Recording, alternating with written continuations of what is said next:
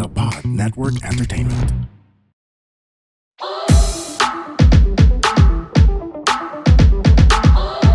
Hi girls And boys, kami ang Lady Bosses! Mga sisteralets! CR tayo, let's go! Okay, may reklamo ako ngayon. May reklamador. Ano yung reklamador mo, Oo. Jeannie? Pero hindi ko alam kung reklamo ba to. Not exactly reklamo. Kasi mag-grade 9 na yung panganay ko. Mm-mm. Tapos may nabasa akong memo sa school na hindi na sila magpapalit ng mga classmates. Yung parang hindi na magsha-shuffle. So para mga blockmates na sila, pang Oo, college, parang no? hanggang hanggang graduation na, yung buong high school. Pero ang naaawa lang ako, kasi nung grade from grade 7 to grade 8, yung grade 7 niya, close niya yung mga friends, close niya yung mga classmates niya, yung may cluster din kasi sila eh. So close niya yung mga cluster mates niya, yung mga ano. Tapos nung nag-grade 8 siya, talagang na-shuffle siya, naisama siya sa yung talagang totally halos wala siyang kakilala dun sa klase.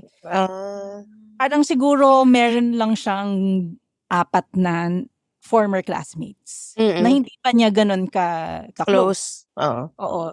Tapos ngayon, going grade 9, hindi na daw magpapalit ever hanggang mag-graduate na. Napapansin ko dito sa hindi nga siya ngayon yung last day niya of school today. Parang salo-salo sila, parang goodbye, tapos pupunta sila sa time zone after. Hindi siya pumasok. Kumbaga para sa kanya parang okay na ako. Tapos sabi ko, sigurado ka? Ako magbabayad sa time zone mo. Bibigyan kita pera para bonding ka with friends. Sabi niya, hindi na. Kasi Hindi wala na siyang daw. ka-close, hindi niya type yung mga kasama niya. Oo. Tapos sabi ko, pupunta si ganito yung name ng kaklose niya. Tapos sabi niya, baka binayaran lang yan ng nanay niya, kaya naisama sa list. Pero, binayaran yung fee para sa time zone. Pero sinabi daw sa kanya na ayaw rin pumunta noon nung kaklose niya. Parang ganon. So parang naawa lang ako sa kanya na hanggang grade 12 pa yan eh. 9, 10, 11, 12. So 3 years pa niyang iindahin na kasama yung mga yan. Yung mga ayaw niyang classmates. So parang sana hopefully meron siyang may maging friend siya at least sa 3 years na yun. Matagal pa naman yan. Oo. Pwede pa sila Pero mag-bonding. ang advantage naman nun, tumaas grades niya. Kasi naka-focus na siya, wala siya kasing friends. Oo, kumbaga parang umuwi na siya, tapos gagawin na niya yung assignments niya, yung mga ganun ba. Hindi katulad dati na sobrang dami niyang friends, na ganyan, tapos nadidistract siya, ang dami niyang ginagawa. Pero, syempre, gusto ko balance eh. Gusto ko may friends din siya at the same time, nag-excel din siya sa school, 'di ba? So parang yun lang, hindi siya reklamo, more on naaawa lang ako sa kanya na yun, nakaharap niya yung mga ganyan challenges. So yun, ang topic natin ngayon about sa school pa rin. Pero iurong natin ng konti. Ito high school, 'di ba, yung reklamador ko. Pero ito ang topic is yung kinder to grade 1, yung moving up. Parang ang gusto kong pag-usapan dito is necessary ba sa moving up na ganung kabata, mga 6 years old, 7 years old ba yun? Or hindi mga 5 years old pa yata mga to. Moving up to grade 1, kailangan ba may ranking sa graduation nila? Kailangan ba may valedictorian? Kailangan ba may kung sino yung salutatorian? Kailangan ba yun? Para sa inyo? Ikaw, Jeline. Sa amin, actually sa school nila Lucas, wala. Walang award sa preschool. Nagsa-start yung award nila sa grade 1. Tapos, nung moving up nila Lucas, meron lang binigyan ng special recognition. Kasi parang medyo may pagka-gifted yung bata. Like, sobrang advanced na talaga.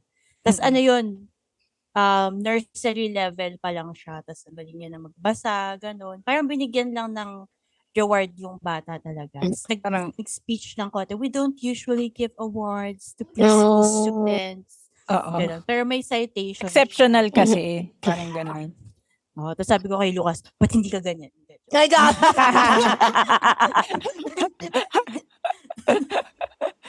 Sira. Hindi, wala namang gano'n. Parang ano lang. Pero sa mga ka-level niya, walang may award, walang gano'n. Kasi nga, parang sa primary, yung gano'ng level, inaaral pa lang nila yung basics eh. Mm-mm. Tas more of, Foundation. more of magulang yung gumagawa ng homework sa mga gano'ng levels. Nakakaasar. Meron nga akong kilalang nanay nung pandemic. Sabi niya, kasi na-stress na daw siya na bago pa lang sa magulang nun time na yun na sila yung nagiging teacher ng anak nila, di ba? So parang nasa-stress na siya na lagi na lang meron kaming assignment na alam mo yung ginagawa niya? Sinusulat niya yung assignment, siya'y gumagawa. Sinusulat niya yung assignment ng anak niya gamit yung left hand niya. Mm. Para magmukhang sulat ng anak niya. At daya, di ba? So, if ever meron mang salutatorian, valedictorian, o whatever ranking dyan sa moving up na yan, sa parents, yung parents ang ang ina-awardan dyan, hindi yung bata. Pero 'di ba, merong may na-attenan kasi ako dun sa mga pamangkin ko. Ang naman sa kanila, yung parang moving up, lahat sila may award, pero walang nag-e-excel. Walang valedictorian, ganyan. Pero wala lang, may award lang sila lahat. Most kind, most friendly, mga ganon. 'Di ba? Yung mga wala namang beres. Most energetic, ibig sabihin pinakamakulit. At saka yung most punctual. Pinakamaaga pumasok. Dahil maaga din pumapasok yung nanay sa opisina niya. Oo. Panghapon siya. Grabe. 7 a.m. pa lang nandun na yung bata. Mami, panghapon ako. Hindi. Okay lang yan. Para makuha natin yung most punctual. Naalala ko si Fonzie noon. Yung binigay sa kanya nung nursery yata.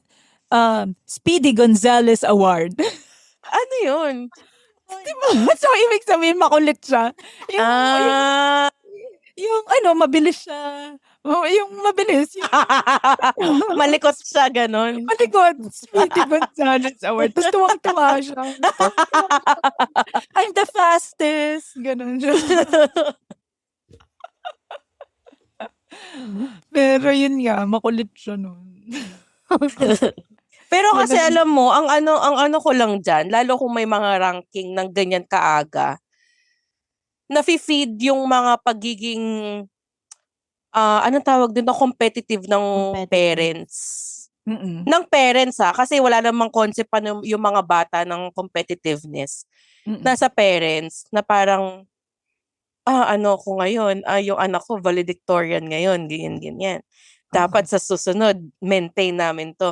Doon nagkakaroon ng problema na yung problema na, kunyari, sa next year, hindi na valedictorian yung anak niya.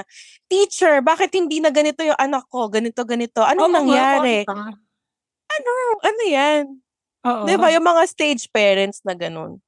Na it boils down, dahil competitive lang sila, wala namang problema sa anak nila. Sila lang ngayon. Kaya ang ang labas niyan, maiinis tuloy yung ibang parents dun sa mismong bata. Oo, di ba? Wala naman kinalaman. Ng bibang bata na to. Una, ikaw na matalino. Diba? Tsaka yung mga sa mga PTA meetings, diba? Yung gusto president siya, ganyan.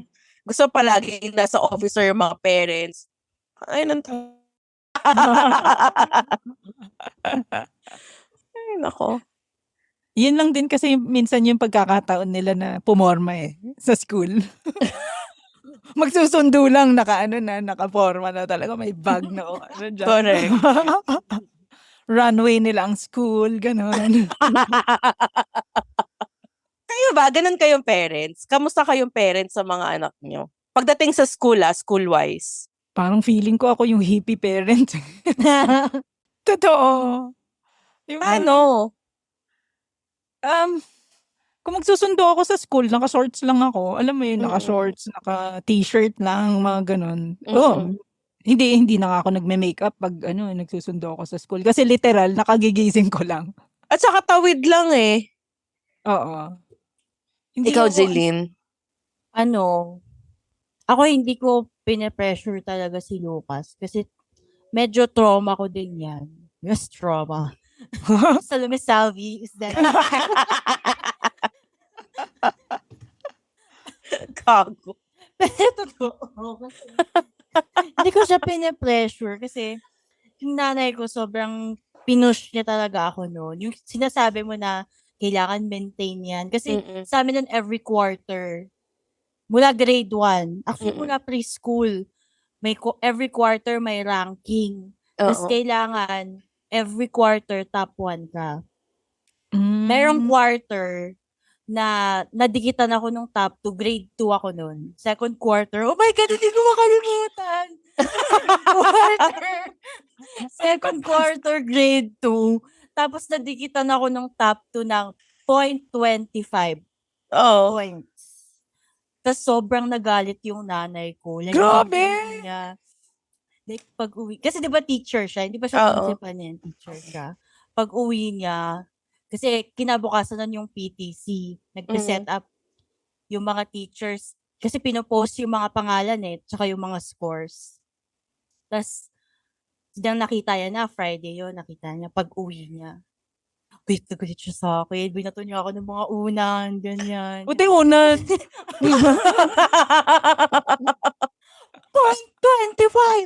Kakapanood po ng TV yan. Ginaganon niya. Ano ka? Oh my God! Talaga ba? Huwag kang umiyak, Jeline. Parang iiyak ka na. Phony kasi. Kaya ako nag-porn, okay? Kaya ako nagpapatira sa puwet. Gago!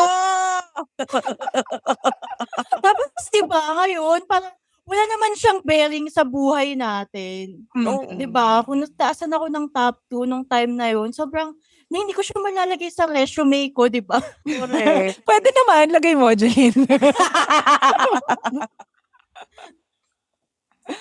Totoo. Oo nga. Ang hirap niyan. Gagi ako nga eh. Ang naalala ko lang na na achievement ko nung nag-aaral ako, champion ako ng sungka. Ang sporty mo naman. Champion. Oo, gago. At alam mo ba? Ito, wala tong joke pag-uwi ko dito. Kasi syempre, tangina, first time ko yon. High school ata ako noon. May beginner's luck pa. Oo, at tapos may medal yun may medal. Ma, sabi ko, nag-champion ako sa sungka. Wow, ang galing-galing ng anak ko. Gago, kumain kami kaya sa labas. Excuse me, nag-celebrate kami. Kasi di na naulit eh. Tapos eto pa, may katarantaduhan pa akong ginawa nung high school. Hindi ko na maalala kung third year ba yun o fourth year. 'Di ba pagka year end, 'di ba yung kukuha ninyo na yung mga gamit nyo, magki-clean up na kayo ng classroom, ganyan. Tapos, yung katabi naming classroom, dami pang laman nung classroom nila. So may nakita akong trophy, maliit lang na trophy. Parang nanalo sila ng interpretative dance. Nanalo yung section nila. Girl, inuwi ko yung trophy. Raulo. Tapos yan yung sinabi mo. Ito yung... Sabi ko, nanalo ako interpretative dance. May trophy ako maliit. Ang pangit. Ang gago. Kasi sabi ng nanay ko, sabi niya, bakit late na binigay yung trophy? Sabi ko, Hindi, sabi ko matagal na yan. Sabi ko nakakalimutan ko life.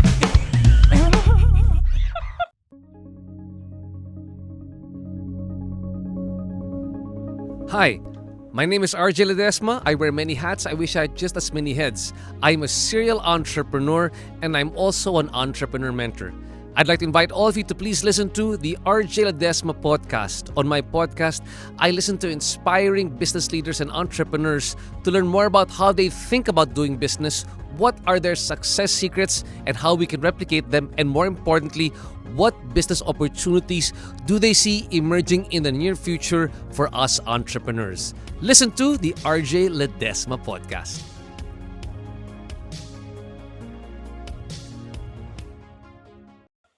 Kasi nga wala nang pasok. Tapos nanalo ko ng interpretative dance. Gago ka ba? Buti ka hindi ka pinasample. Diyos ko. Ang gago mo, Kay. Ang gago mong siguro malibadbaran ako sa'yo pag high school tayo, kung magkakaklase tayo. Ako sa'yo, parang, tanginan to. Hindi mo kaya. Hindi kita kaya, girl. Matatanggal yung pagiging teacher's pet ko dito. Init na ng mukha ko. Alam mo ba, sobrang tagal ko pa kasi dati etong TV na yan, cabinet yan. So, ang tagal pa dyan na naka-display nung trophy, gago. Sana pala hindi ko tinapon.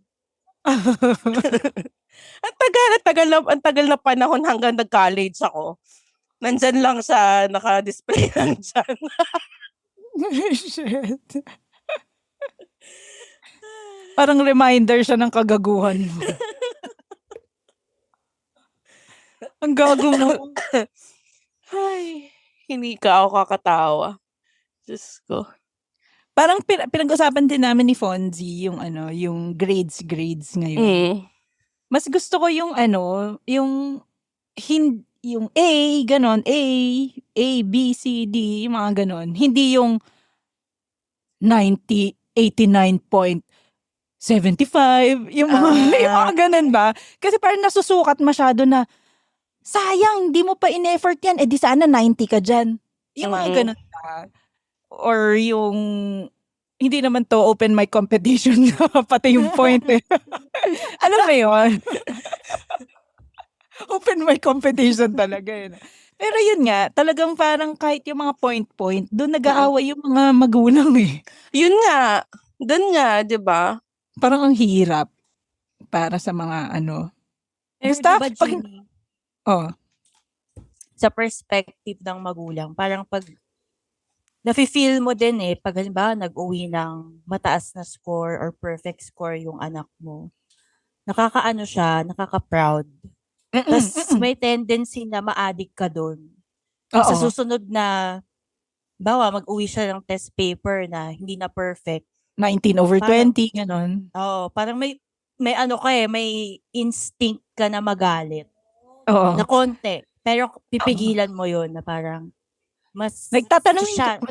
Oo. Nagets ko yung sinasabi mo. Like, kunwari, syempre, itong grade 1 pa lang, syempre, perfect yan. Kasi, madali lang naman. Di ba? Perfect. Tapos kapag meron siyang, kunwari, 19/20, imbes na sabihin mo agad na, wow, you still did good, yung mga ganun. Ang sasabihin mo, what happened? Ano nangyari sa saan ka nagkamali? Parang ganon. Kumbaga, hindi niya makukuha agad yung satisfaction from you na binati mo siya. Parang mararamdaman din niya na medyo na-disappoint ka. Kasi, tinanong mo agad what happened? Di ba? Parang ganon. Ang hirap nun totoo, ang hirap nga pigilan nun, Jeline. Pero minsan, talagang sinusubukan ko din na, kunwari, may one mistake. Basta may mistake siya. Inuuna ko na muna yung, wow, that's still good. Yung parang ganon. Tapos, i-check ko na lang sa paper niya kung saan siya nagkamali. Kung lang naman, yung mali lang naman, honest mistake, then hindi ko na sasabihin sa kanya. Pero kung talagang mali, ituturo ko sa kanya. Parang ganon. Pero may times talaga, mauuna yung what happened? Mararamdaman niya yun. Parang maawa ka. Pero siguro, ganun ako kay Kirby ngayon, yung bunso ko. Pero nung kay Fonzie, yung panganay ko, mas malupit ako nun eh. Kay Kirby? Kay Fonzie. Ay, kay Fonzie. Mm. Ano Ngayon, malupit? Mas grade conscious ka sa kanya nung time na yon? oo, kasi ang problema ko sa kanya noon, hindi siya nagbabasa ng instructions. Basta na lang siya basta na lang siyang sasagot. Oo. So kung sinabing encircle, Naka-underline. oo. So namamali.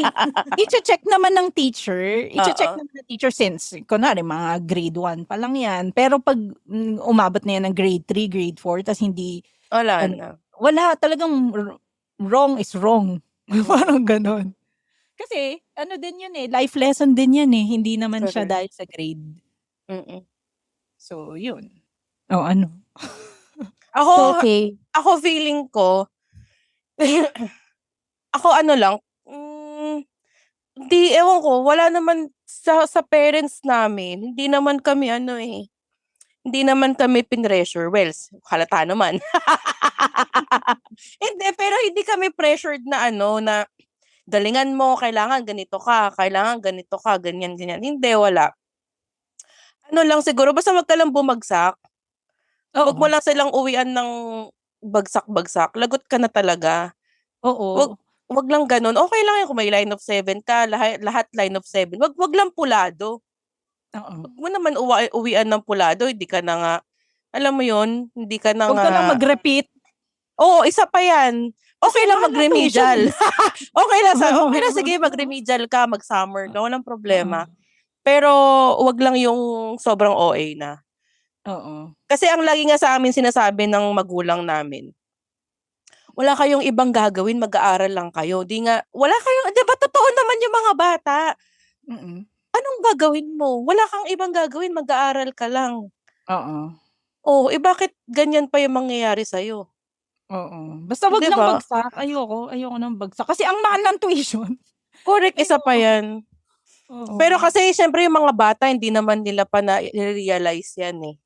Yung Oo. pambayad ng tuition, paano kumita ng pera, wala pa silang concept na ganun. Mm. So, yun. Pero alam mo, ang tawag nito, ang wini-wish ko lang, kung ngayon iisipin ko yung mga times na nag-aaral ako, sana merong tumutok sa akin nung nag-aaral ako. Kasi feeling ko kaya lang naman ako hindi naging studious dahil wala namang nagre-remind na, uy, nag-aral ka na ba? May assignment ka ba? Halika, gawin natin. Walang ganon kasi sobrang busy ng parents namin noong time na yun. Kasi super busy nila. Tapos syempre, alam ko naman na meron silang effort na makapag-bonding kami. Kaso ang gusto nilang bonding nga out of town. Oh, paano tayo gagawa ng assignment niyan? 'Di ba? Kaya minsan, lalo kung binigay ng Friday, syempre wala pa rin ako magulang noon kasi trabaho hanggang Saturday. Mm. Tapos yung Saturday, pagka naggabi na, mga pagod, magpapahinga ng maaga. Tapos kinabukasan Linggo, wala na naman kami sa bahay. Paano gagawa ng assignment? So pagka Lunes, wala ako assignment. Walang assignment, walang project, hindi nakapag-memorize. Ganon. Gusto ko tanungin si Jeline. Jeline, naranasan mo ba yung yung Lunes, yung in connection sa sinabi ni Kay, yung Oo. Lunes, pagpasok mo ng school, nagkokopyahan na ng ng assignment. Tapos, ano yan? Yung magugulat ko, ano yan? Bakit may ganyan? Tapos, pengi nga ng half sheet of paper. Tapos, makikikopya ka na rin. Naranasan mo pa yun, Jeline? Wow. Hindi. Mami. Kay ikaw, naranasan mo yun, no? Malamang. Ranas. Alam mo, ang sobrang yung sobrang nanginig yung laman ko sa kaba, yung meron silang mga dalang illustration board. Tapos may mga planets na sila. Tangina, paano mo gagawin yun ng Lunes ng umaga? May mga, alam mo yung, yung naka-box na ganyan. Tapos yung mga planets, may sun na malaki, may mga bilog-bilog. Paano mo kukupihin yun?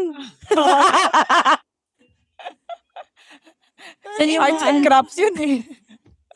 Diyan, yan yung cost talaga ng mga sinasapian eh.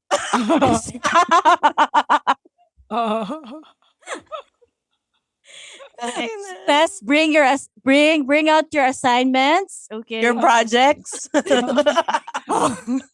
Uy, joke. Ganyan yung joke ni James, di ba? talaga? Oo, yan yung rason kung bakit nasasapian yung mga estudyante. Kumbaga, pass your homework. Hala, may homework ka? Wala. Ikaw, may homework ka? Wala. Ano? Tara. game. Okay.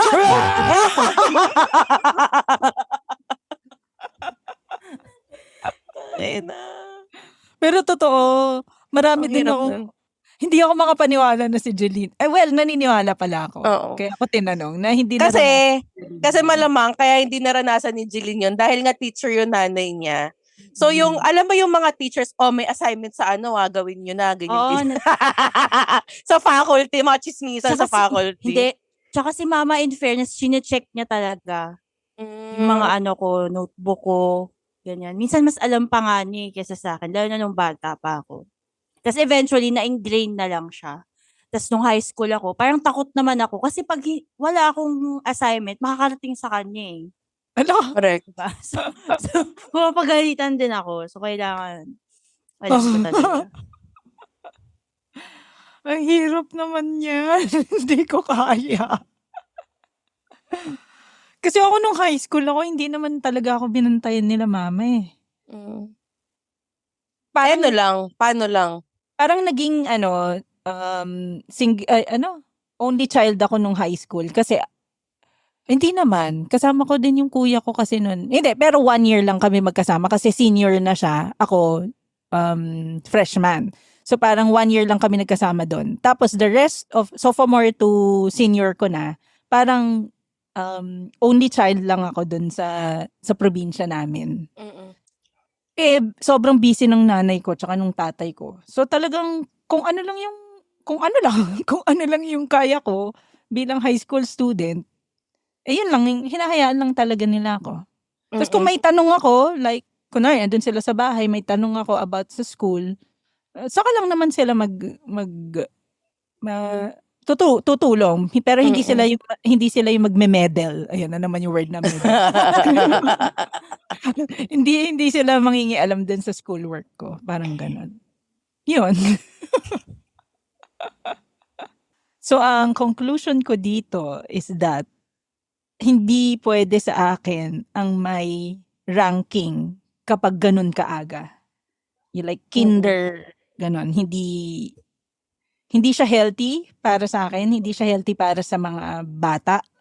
Kasi maaga pa lang, andun na yung pagiging competitive nila na hindi nila ine-enjoy na yung years na yan is pang self-help tsaka foundation ng, yung parang ma-feel lang nila muna yung kung ano yung concept ng school.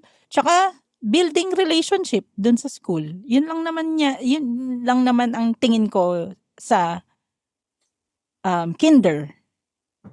So, hindi dapat parang inaano mo kung may ranking yan, parang inaano mo na, sino yung may pinakamaraming friends dito? Parang gano'n. Sino yung valedictorian? Parang gano'n. So, yan nga. Yun yung para sa akin.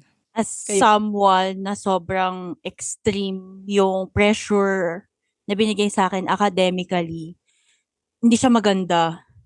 Actually, para sa akin, the way I'm raising Lucas, ang mahalaga lang talaga sa school, mahanap niya kung saan siya magaling, tsaka kung saan, ano yung gusto niyang gawin. Para pagpipili siya ng course, madali na lang. Yun yung mas importante. Kasi, ang ngayon sa school, masyadong generalist, na kailangan magaling ka sa English, magaling ka sa math, magaling ka sa Pilipino. Science. Diba? Parang, okay lang kung meron silang, wag naman siguro bagsak. Kasi importante din yung work ethic, yung matutunan mong gawin kahit hindi mo gusto. Wag lang bagsak. Pero, mas importante talaga mahanap mo yung parang seeds of passion dun sa paborito mong subject, ganyan. Para mas madali mong ma-figure out kung ano yung gusto mong gawin. Para pagpipili ka ng course sa college, based siya dun sa strengths mo. Tama. Ganun. Ganda. Ang ganda nga. Si Jeline yung kailangan ko talagang, alam mo yung si Jeline yung, sana siya yung kailangan kong boses nung high school ako. Alam mo yun? Na parang, sana Jeline, ikaw pala yung kaklase ko nung dati. Tayo na kasi! Sorry I mean, boses ni Jeline ngayon. Oo, kasi noon, Kasi nung high school yan, ipa-pressure ka niyan, gago ka kay hindi ka nag-aaral Hindi, saka ayaw niya ako kausap nun. Hindi niya ako kakausap. Ayoko niya, bobo yan. I don't like to be with friends na hindi top 10. Ayoko, section 10 yan eh. you know what, Kay, I really like you, pero my mom doesn't like you. Kasi, Kasi And I don't like you, Kay, because you are my kalaban sa prom. Sa prom ko. Akala ko you have a better gown. Hindi, akala ko kasi, ikaw kasi yung nag-champion sa sungkay, yun na lang yung hindi ko nakuha. Yun lang yung bagsak si Jeline sa songka. Actually, hindi nga ako marunong magsungka. Kaya mo? Kaya di mo talaga ako kakausapin. So, mula sa kaboses ninyong hippie parent, Jeannie Lakay. Mula sa kaboses niyong nadikitan ng top 2 na si Mark Justin Gatdula, yung second quarter ng grade 2 sa Holy Child Academy, Jeline Cubillas. Kompleto. Ano yung address niya? Walang iya ka, Jeline. Mula sa kaboses niyong nagnanakaw ng awards kay Asko, kami ang Lady Boses!